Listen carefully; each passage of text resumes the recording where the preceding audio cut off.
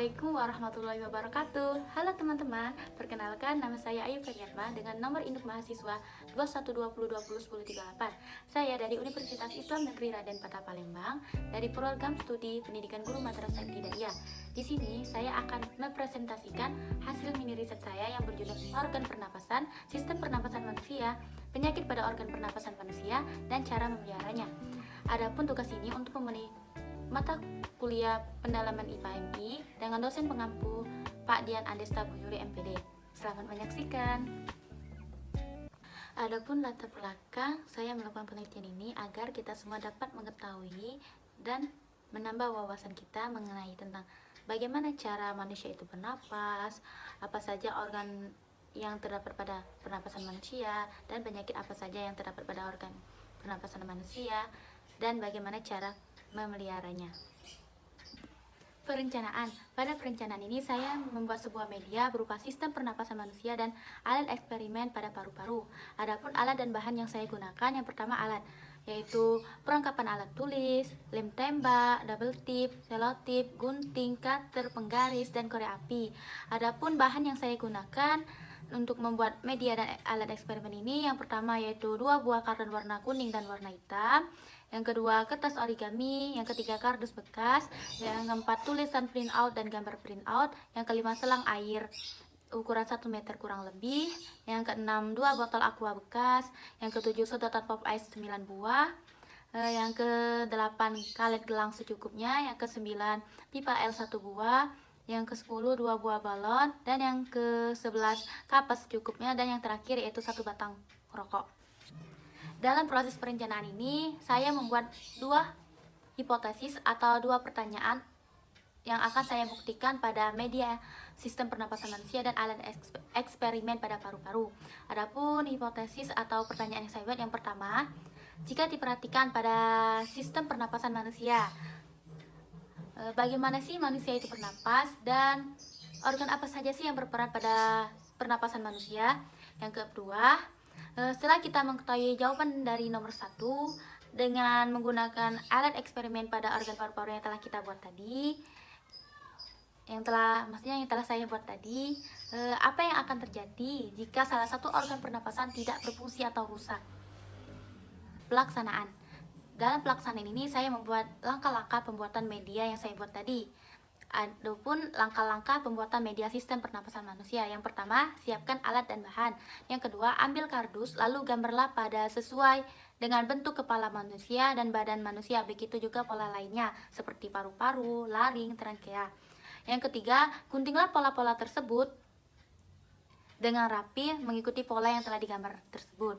Yang keempat, lapisi pola-pola tersebut dengan kertas karton dan origami sesuai dengan warna pada sistem pernapasan manusia. Misalnya seperti paru-paru, itu saya lapisin warna merah muda. Yang kelima, tempelkan pola-pola itu ke bagian gambar manusia sesuai dengan sistem pernapasan manusia.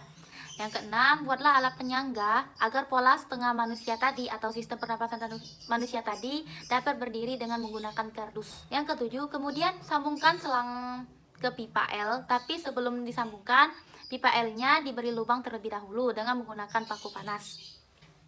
Nah, yang ke-8, kemudian buat lubang menggunakan kardus mengikuti pipa L, lalu tempelkan. Yang ke-9, lalu botol plastik juga tutupnya diberi lubang dan tempelkan dengan selang tersebut agar menyatu menggunakan lem tembak.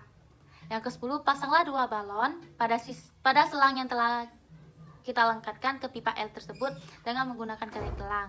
Yang ke-12, tulisan print out nama-nama organ digunting dan ditempelkan ke pipet pop ice tadi, dan tempelkan lagi pada bagian pola manusia tersebut sesuai dengan nama organnya. Baiklah, setelah kita mengetahui langkah-langkah pembuatan media sistem pernapasan manusia, di sini saya akan menjelaskan langkah-langkah pembuatan alat eksperimen pada paru-paru. Adapun langkah-langkahnya, yang pertama, siapkan alat dan bahan. Kedua, siapkan kapas dan masukkan kapas tersebut ke dalam botol secukupnya. Yang ketiga, lubangi tutup botol tersebut sesuai dengan lubang rokok menggunakan paku panas. Yang keempat, lalu masukkan rokok tersebut di dalam botol yang telah dilubangi tadi. Baiklah teman-teman, di sini teman-teman bisa lihat saya telah membuat media sistem pernapasan manusia Yang mana media ini saya gunakan untuk menjawab hipotesis atau pertanyaan yang telah saya buat tadi. Adapun pertanyaan pertama, setelah teman-teman melihat sistem pernapasan manusia, media sistem pernapasan manusia ini, bagaimana sih manusia itu bernapas? Manusia itu bernapas dengan cara menghirup udara. Nah, menghirup udara inilah yang disebut dengan oksigen. Oksigen ini tadi digunakan untuk membakar zat makanan yang menghasilkan energi. Nah, oksigen ini tadi masuk melalui rongga hidung. Bisa teman-teman lihat, rongga hidung ini terdapat rambut-rambut halus yang berfungsi untuk menyaring udara yang masuk. Lalu melewati paring. Paring ini atau yang disebut dengan tekak merupakan mulut kerongkongan yang terletak di bagian belakang rongga hidung dan mulut. Lalu melewati laring. Laring ini disebut dengan pangkal tenggorokan. Terus melalui trankea. Trankea ini disebut juga dengan batang tenggorokan. Lalu melewati bronkus. Bronkus ini diibaratkan dua cabang ini. Bisa teman-teman lihat. Nah, di dalam bronkus ini terdapat cabang lagi. Bisa dilihat yang di pipa terpotong ini. Nah, diibaratkan ini. Nah, bronkus dan bronkiolus ini merupakan tempat jalannya masuk dan keluarnya oksigen menuju paru-paru. Nah, bisa teman-teman lihat paru-paru ini ibaratkan ini. Jadi paru-paru ini ada dua bagian, ada paru-paru kanan dan ada paru-paru kiri. Setelah udara masuk ke dalam paru-paru, selain bronkus dan bronkiolus, di daerah paru-paru ternyata terdapat alveolus juga, yang diibaratkan dua balon ini. Teman-teman bisa lihat. Nah, alveolus ini adalah tempat bertukarnya udara antara oksigen dan karbon dioksida. Kemudian ada karbon diafragma. Bisa teman-teman lihat ini karbon diafragma. Nah, karbon diafragma ini adalah otot pertama yang digunakan saat bernapas. Setelah pertukaran selesai, maka udara yang berisi oksigen ini tadi akan dibawa oleh pembuluh kapiler menuju jantung, kemudian disebarkan ke seluruh tubuh. Kemudian udara yang berisi karbon dioksida ini tadi akan dibawa ke atas melalui trankea atau yang disebut dengan batang tenggorokan tadi, melewati laring atau pangkal tenggorokan, lalu melewati paring atau tekak tadi disebut tekak, lalu keluar melalui rongga hidung. Nah, jadi udara yang keluar melalui rongga hidung tadi adalah karbon dioksida. Nah, di sini saya akan buktikan proses manusia itu bernapas. Botol bekas ini tadi kita pencet.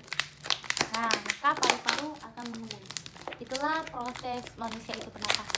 Dapat kita sadari manusia itu bernapas. Lalu saya akan menjawab, organ apa saja sih yang berperan dalam pernapasan manusia? Ternyata ada banyak organ pernapasan manusia ini. Bukan hanya paru-paru saja, ternyata ada rongga hidung, paring, laring, trankea, bronkus, bronkiolus, paru-paru, alveolus, dan diafragma.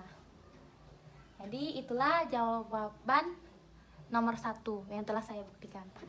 Juga teman-teman, di sini saya akan membuat alat eksperimen pada paru-paru, yaitu paru-parunya ini saya ibaratkan kapas. Kapas ini saya masukkan ke dalam botol. Ini ada rokok. Botolnya sudah saya lubangi dan rokoknya masuk dalam sini. Nah, paru-paru ini tadi setelah masuk ke dalam botol, ini rokok. Saya akan menguji coba apa yang akan terjadi jika kalian merokok. Ini korek api, kita taruh di sini. Nah, rokoknya kita pencet-pencet seperti ini sampai rokoknya itu terlihat.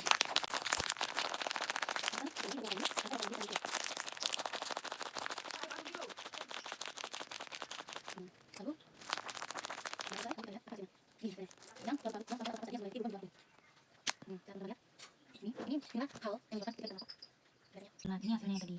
Kapas yang awalnya putih menjadi kotor.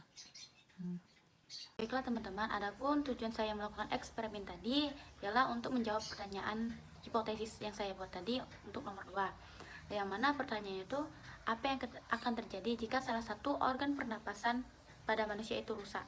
Salah satunya paru-paru. Yang mana saya telah mengujinya menggunakan kapas tadi dan botol, yang mana kapas tadi diibaratkan sebagai paru-paru dan rokok itu adalah penyebab terjadinya gangguan, Jadi, maka jika salah satu organ pernapasan manusia itu rusak, maka pernapasan manusia akan terhambat. Seperti rusaknya organ pernapasan pada paru-paru yang telah saya uji tadi, yang disebabkan karena merokok. Rokok itu mengandung banyak zat kimia. Hal inilah yang menyebabkan timbul penyakit kanker paru-paru. Penyakit ini paling bahaya karena sel-sel kanker pada paru-paru akan terus tumbuh tidak terkendali dan kelama-lamaan dapat menyerang seluruh tubuh. Adapun gejala yang ditimbulkan karena merokok seperti batuk-batuk, napas yang terengah-engah, dan masih banyak lagi. Baiklah teman-teman, dapat kita ketahui bahwa semua makhluk hidup di dunia ini pasti bernapas, termasuk manusia. Bernapas itu merupakan sesuatu yang penting bagi manusia karena dengan bernapas kita dapat menghirup udara dan mengeluarkan udara. Di dalam udara ini terkandung berbagai gas.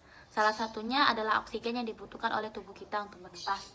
Oksigen yang kita hirup ini digunakan untuk membakar zat makanan yang menghasilkan energi. Jadi bernapas itu adalah proses pertukaran oksigen atau O2 dari udara yang disebut dengan inspirasi dan mengeluarkan karbon dioksida atau CO2 dari dalam tubuh melalui rongga hidung yang disebut dengan ekspirasi. Hal ini telah dijelaskan di dalam Al-Quran surah Al-An'am ayat 125, yang mana artinya barang siapa dikehendaki Allah akan mendapatkan hidayah atau petunjuk. Dia akan membukakan dadanya untuk menerima Islam. Dan barang siapa dikehendaki menjadi sesat, dia jadikan dadanya sempit dan sesak, seakan-akan dia sedang mendaki ke langit. Demikianlah Allah menimpakan siksa kepada orang-orang yang tidak beriman. Nah, ayat ini menyatakan bahwa keberadaan oksigen mempengaruhi proses pernapasan. Selain itu, tekanan udara di suatu kawasan mempunyai pengaruh yang sangat terhadap proses pertukaran gas dari atmosfer ke dalam tubuh. Semakin tinggi kita berada, semakin sulit bernapas, bukan karena oksigen semakin menipis, tapi karena tekanan udara yang semakin berkurang.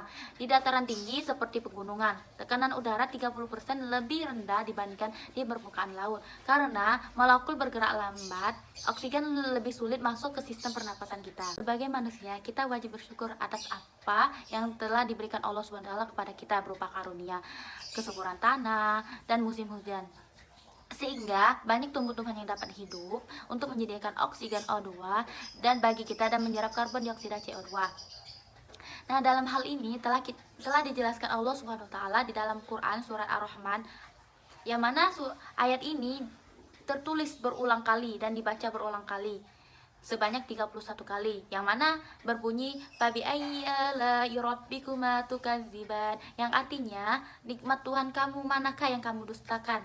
Teman-teman, di sini saya akan menjelaskan bagaimana sih cara kita menjaga dan merawat organ pernapasan pada tubuh kita.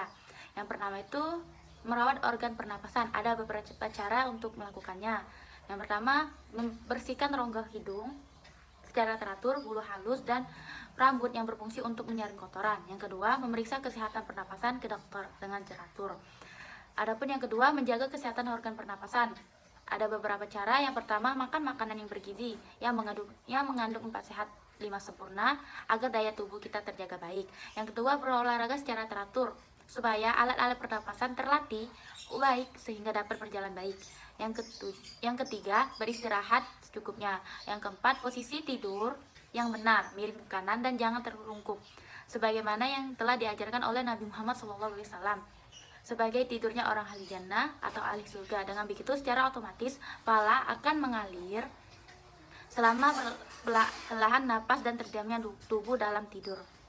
Ketiga, menghindari zat-zat yang dapat merusak organ pernapasan. Ada beberapa cara. Yang pertama, tidak merokok dan menghindari paparan asap rokok karena banyak mengandung racun. Yang kedua, menggunakan masker saat berada di lingkungan sekitar, di lingkungan yang kotor. Seperti yang kita rasakan saat ini, udara di Palembang sangat tidak baik karena begitu banyak asap-asap.